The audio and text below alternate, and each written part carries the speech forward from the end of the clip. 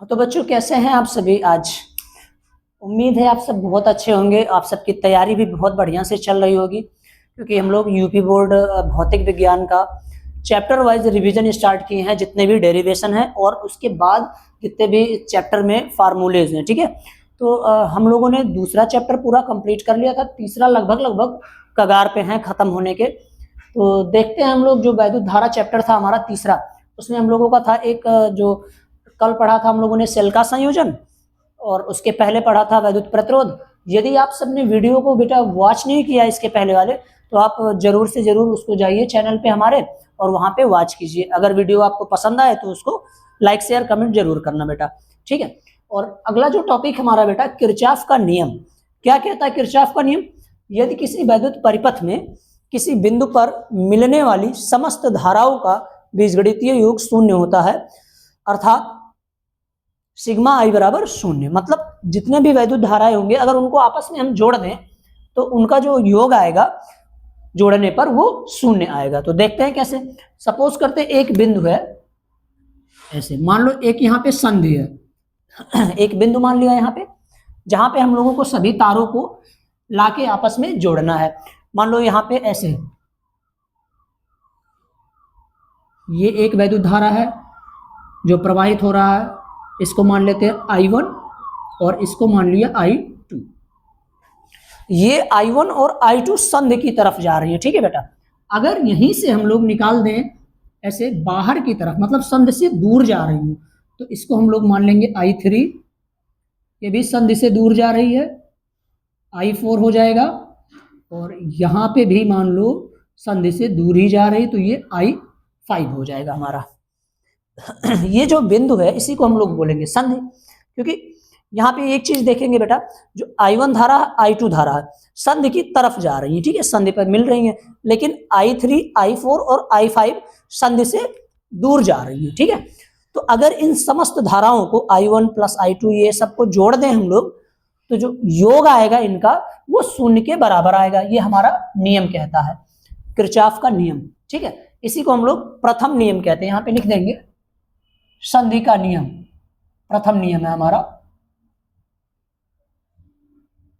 संधि का नियम। इसी को हम लोग फर्स्ट लॉ बोलते हैं किरचॉफ के, प्रथम नियम है ये हमारा।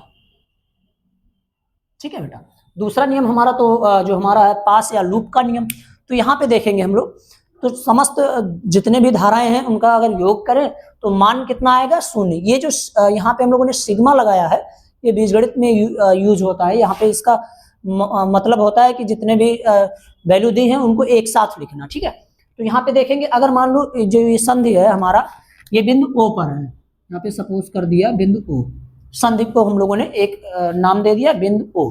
तो यहाँ पे लिखेंगे बहुत आसान, इसको समझने की कोशिश करना आसान विधि से। यहाँ पे लिखेंगे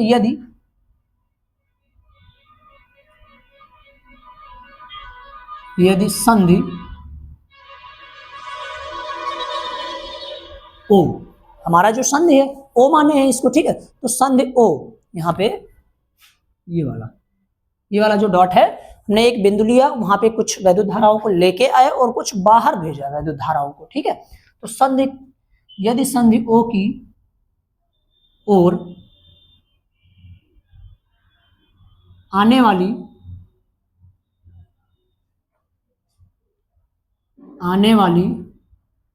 धाराएं कितनी है बेटा? क्रमशः संधि की तरफ जो आ रही हैं, कौन कौन सी धारा है?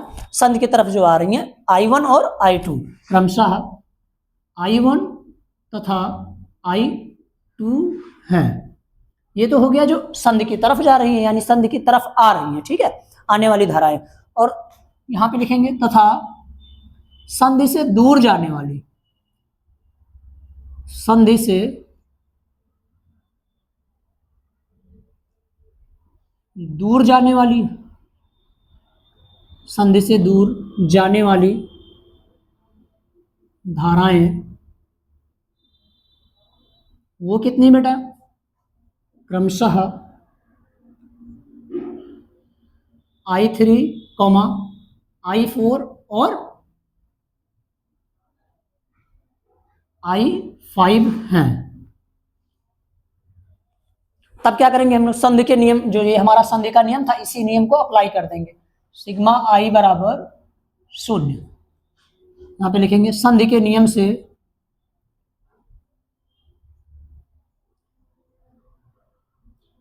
क्या हो जाएगा बेटा, संधि के नियम से देखेंगे यहां पे सभी धाराओं को हम लोग जोड़ेंगे, ध्यान से देखना। I1 plus I2 plus I3, लेकिन ये माइनस में बेटा, क्योंकि ये दूर जा रही है संधि से, ये बाहर निकल रही है, ठीक है, तो इनको माइनस में करेंगे। और जो संधि की तरफ आ रही है मतलब जुड़ रही है, तो उनको प्लस में हम लोग मानेंगे। हालांकि जोड़ेंगे सबको, फिर माइनस का I4, फिर प्लस माइनस का I5, और इनका जो योग आएगा वो कितना बेटा, 0 आएगा, ठीक है। इनका जो योग आएगा वो 0 आएगा। तो यहाँ पे ब्रैकेट को ओपन करते हैं, तो I1 plus I2, bracket open करेंगे तो माइनस I3, यहाँ पे भी माइनस I4 और माइनस I5, ये किसके बराबर, 0 के बराबर हो जाएगा। ये हमारा संधि का नियम है इस परिपथ में, ठीक है बेटा। कितना आसान, देखो यहाँ पे या तो इसी को पक्षांतर कर देंगे, माइनस वाले को भेज देंगे दूसरी तरफ, दूसरा जो रिलेशन निकल के आएगा यहाँ पे बेटा, I1 प्लस I2 बराबर I3 plus I4 plus I5। यहाँ पे क्या किया हमने, जो माइनस वाली वैद्युत धाराएं थी उनको हम लोगों ने पक्षांतर कर दिया दूसरी तरफ, तो प्लस में हो जाएंगे सब। ये हमारा क्या है, ये हमारा प्रथम नियम और संधि का नियम। यहाँ पे चार्ट में था समस्त धाराओं का बीजगणितीय योग 0 होता, और यहाँ पे हम लोगों ने करके दिखाया, चित्र बना के समझा दिया यहाँ पे, ठीक है। यही चीज यहाँ पे याद रखना, जो बेटा संधि की तरफ धाराएं जा रही हैं वो प्लस में रहेंगी, और संधि से दूर जा रही है, निकल रही है, खर्चा हो रहा, तो उसको हम लोग माइनस में रखे हैं। यहाँ पे देखिए माइनस में रखे हैं जो बाहर जा रहे हैं संधि से। अब कुछ इसमें नोट्स के पॉइंट हैं, जैसे बेटा देखो, पहला नोट नंबर 1 हमारा क्या है, यही लिखेंगे कि जो संधि की तरफ यानी संधि की ओर जो धाराएं आ रही वो धनात्मक होती हैं, और जो संधि से दूर जा रही वो ऋणात्मक। यहाँ पे लिख लेंगे संधि की ओर, संधि की तरफ लिखो या ओर लिखो, आने वाली धाराएं बेटा क्या होंगी, धनात्मक होंगी, तथा संधि से दूर जाने वाली, संधि से दूर जाने वाली धाराएं ऋणात्मक होंगी। ये नोट का पॉइंट है हमारा, बहुत इंपॉर्टेंट, ठीक है। और एक जो और है, इसी नियम को हम लोग बोलते हैं किरचॉफ का धारा नियम भी बोलते हैं, क्योंकि धारा से रिलेटेड है यहाँ पे, ठीक है, धारा से रिलेटेड है तो धारा नियम भी बोलेंगे यहाँ पे। दूसरा वाला जो नियम है बेटा उसको हम लोग बोलते हैं पास का नियम, वो हमारा ऊर्जा संरक्षण के सिद्धांत पर वर्क करता है। तो ये हमारा, इसको यहाँ पे लिख लोगे, ये एक पॉइंट हो गया हमारा, पहला पॉइंट। दूसरा पॉइंट नोट का है, इस नियम को किरचॉफ का धारा नियम भी कहते हैं। दूसरा पॉइंट हो गया हमारा। तीसरा नियम है ये, अच्छा आवेश की बात हो रही है यहाँ पे, धारा मतलब आवेश, तो आवेश संरक्षण का सिद्धांत भी इसको हम लोग कहेंगे, मतलब आवेश संरक्षण के सिद्धांत को ये प्रूव करता है, व्यक्त कर रहा है, ठीक है। अब हमारा दूसरा जो नियम है बेटा, द्वितीय नियम, ये तो हमारा किरचॉफ का नियम पहला हो गया, फर्स्ट लॉ हो गया, ठीक है। दूसरा नियम है हमारा जो उसको बोलेंगे लूप का नियम, मतलब एक ऐसे बंद परिपथ होगा, उसमें हम लोग कल्पना करेंगे, ठीक है। तो आइए देखते हैं दूसरे को हम लोग। तो दूसरा बेटा जो हमारा है किरचॉफ का नियम, उसको हम लोग लूप या पास का नियम भी बोलते हैं। पास ऐसे इस तरह लिखेंगे, पास का नियम भी बोला जाता है।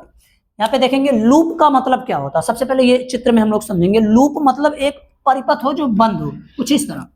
जैसे यहाँ पे मान लो ए बी सी और डी पुनः ए, तो ऊपर वाला परिपथ देखेंगे बेटा हम लोग, ए बी सी डी और ए, तो ये एक लूप की तरह कार्य कर रहा। वैसे पुनः यहाँ पे ए ई एफ बी और ए, एक लूप यहाँ पे बना। ठीक है, लूप का मतलब जहां से चले हैं पुनः वहीं पे आएगा, वृत्ताकार गति जिसको बोलते हैं हम लोग, वही लूप होता है, ऐसे गोल गोल घूमना। ठीक है, उसी परिपथ में बार बार रिपीट होते रहना, वो हमारा लूप हो जाएगा, कहलाएगा।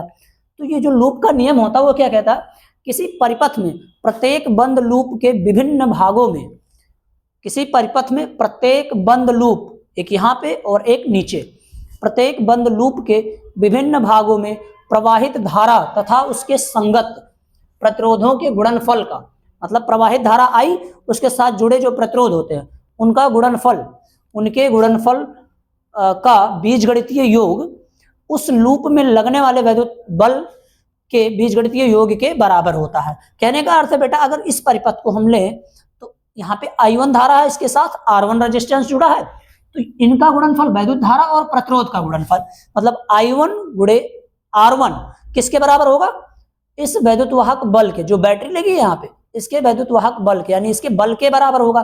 तो I1 R1 बराबर E1 लिख सकते हैं हम लोग। तो ये हमारा यहाँ पे संपूर्ण परिपथ के लिए हम लोगों ने लिख दिया। पुनः ये सिग्मा जो हम लोगों ने पहले नियम में यूज किया था, इसका मतलब होता है जितने भी वैद्युत धारा हो उनको और प्लस जितने भी प्रतिरोध लगे हों उनका अगर हम लोग गुणनफल करें तो यहाँ पे सिग्मा लगा देंगे। ठीक है, बहुत सारे अगर दिए रहते हैं n नंबर में तो उसको हम लोग यहाँ से सिग्मा से जोड़ देते हैं। अगर इसको हम विस्तार से लिखें तो यहाँ पे जो पहले परिपथ के लिए देखेंगे, यहाँ पे तो I1 है धारा और प्रतिरोध R1 है, तो यहाँ पे लिख लेते हैं उनका गुणनफल और बीजगणितीय योग। तो लिखेंगे I1 R1, I1 के साथ वैद्युत प्रतिरोध जुड़ा है R1 प्लस I2 के साथ क्या जुड़ा बेटा R2। ठीक है, I1 plus I1 R1 plus I2 R2, फिर प्लस तीसरा जो है I3 इंटू R3, मान लो आगे जुड़ा है तो मान लिए हम लोग कि यहाँ पे, और plus dash dash dash dash IN into RN। ठीक है, ये मान लेते हैं। या तो एक सबसे सिंपल है, यहाँ पे देखेंगे दो हम लोगों ने पास बनाया है तो दो पास को केवल लेंगे, इनका जो बीजगणितीय योग होगा किसके बराबर होगा, इनके जो वैद्युत वाहक बल के योग के बराबर होगा। तो वैद्युत वाहक बल हमारा एक है E1 प्लस E2, ये मान लेंगे हम। सिंपल हो गया। अब यहाँ पे I की जगह I1, R की जगह R1, फिर प्लस क्योंकि सिग्मा लगा और भी है तो I2 R2, इसके लिए हो गया।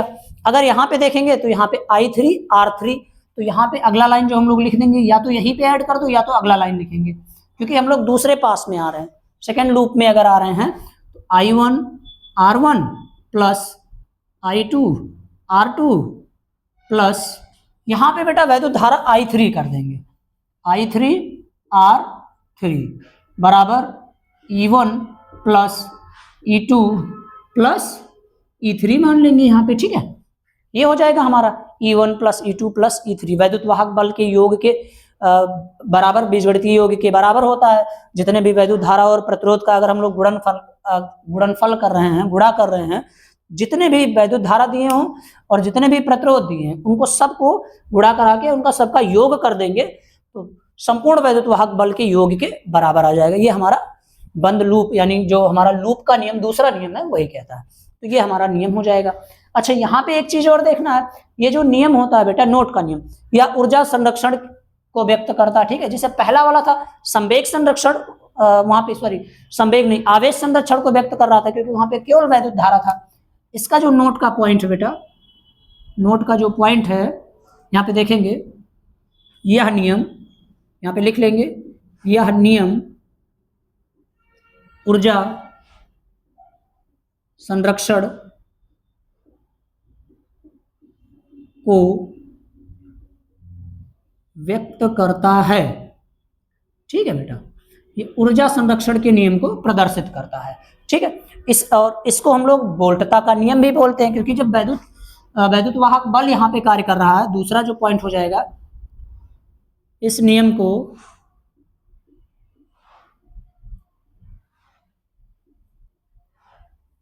वोल्टता का नियम भी कहते हैं। अगर यहां पे देखें हम लोग, नोट का ही पॉइंट अगर देखें, तीसरा पॉइंट मान लो जो हमारा लूप बना है, दो लूप है, एक है ए बी सी और डी, और दूसरा लूप है हमारा ए ई एफ बी और ए। तो पहले लूप में अगर देखें, loop A B C D A में, मतलब एक चक्कर जो कंप्लीट हो रहा, ए बी सी डी ए। अब यहां पे चूंकि देखो वैद्युत धारा जो है यहाँ पे आई यहां से निकल रहा और आई यहां से भी, मतलब I1 निकल रहा E1 से, और E2 से वैद्युत धारा I2 निकल रहा। तो यहाँ पे हम लोग जब लूप का नियम लगाएंगे तो लूप का नियम क्या कहता है बेटा, जो I1 होता है प्रतिरोध के साथ गुणा करेंगे तो R1 जुड़ा है, प्लस यहां पे देखेंगे इस परिपथ में ये ऊपर की तरफ तो जाएगा नहीं, क्योंकि इधर से वैद्युत धारा आ रहा है तो ऊपर की तरफ जाएगा नहीं, तो यहां पे लिख देंगे माइनस I2 R2, ये हो जाएगा। इनको अगर जोड़ रहे हैं तो वैद्युत वाहक बल भी हमारा एक हो जाएगा, E1 माइनस E2। तो लास्ट में जो आएगा निकल के बेटा संबंध I1 R1 माइनस हो जाएगा, क्योंकि ब्रैकेट ओपन कर देंगे, और ये हो जाएगा I2 R2 बराबर E1 माइनस E2। ये हमारा हो गया प्रथम लूप के लिए। दूसरा जो लूप है बेटा हमारा, कौन सा लूप है यहां पे देखेंगे, लूप ध्यान से देखना बेटा, ए ई एफ बी और ए, इसमें सेकेंड लूप हमारा ये है, यहां पे ए ई एफ बी ए में, यहां पे भी सेम हुई प्रोसेस है ना। तो यहां पे क्या होगा, अबे देखेंगे वैद्युत धारा कौन सी निकल के आ रही, यहां से तो I2 आ रही है, लेकिन इस परिपथ पे I2 भी आ रहा है और I1 भी आ रहा है। यहां से अगर देखेंगे I1 भी आ रहा है यहां से, और I2 भी, चूंकि यहां पे लिख दिया हम लोगों ने, इस परिपथ में जो वैद्युत धारा यानी R3 के साथ जो वैद्युत धारा प्रवाहित हो रही है I1 प्लस I2 आ रही है, तो यहां पे क्या लिखेंगे, ध्यान से देखना, loop A E F B A में I2 R2। अब चूंकि इस परिपथ को हम लोग नेग्लेक्ट कर देंगे, क्योंकि इस लूप की बात हो रही है यहाँ पे, तो उसको हम लोग ध्यान से ही नहीं देखेंगे। I2 R2 किसके बराबर हो जाएगा, अगर जोड़ेंगे यहाँ पे, तो चूंकि बेटा क्या होता है, अगला जो आएगा I3 R3, तो I3 यहाँ पे क्या है, I3 की जगह पे बेटा है I1 प्लस I2, तो I3 की जगह पे हम लोग लिख देंगे I1 प्लस I2, और R3 लिखा जाता है प्रतिरोध, यहाँ पे देखो I3 R3। तो इस परिपथ में I3 का मान यानी वैद्युत धारा का मान I1 प्लस I2 है, लिख दिया हम लोगों ने। प्रतिरोध R3 है, R3 लिख देंगे गुणे में यहाँ पे R3 बराबर, यहाँ पे कौन सा वैद्युत वाहक बल लगेगा, केवल एक काम कर रहा है, ये जो जुड़ा है यहाँ पे, तो बराबर E2, क्योंकि इस परिपथ में E और F वाले में कोई वैद्युत मतलब बैटरी या सेल नहीं जुड़ा है, ठीक है, इसीलिए हो जाएगा हमारा यहाँ पे E2। तो ये हमारा हो जाएगा दूसरे लूप के लिए, और ये हमारा प्रथम लूप के लिए हो जाएगा। दोनों में संबंध बेटा आ गया यहाँ पे, ठीक है बेटा। तो इसको नोट कर लेना आप लोग। अगर वीडियो अच्छी लगी होगी बेटा तो लाइक करिए और चैनल को सब्सक्राइब करना ना भूलें, क्योंकि आप सबके बोर्ड के लिए हम मेहनत कर रहे हैं, बहुत अच्छे से एक एक चीज कवर कर रहे हैं बारीकी से।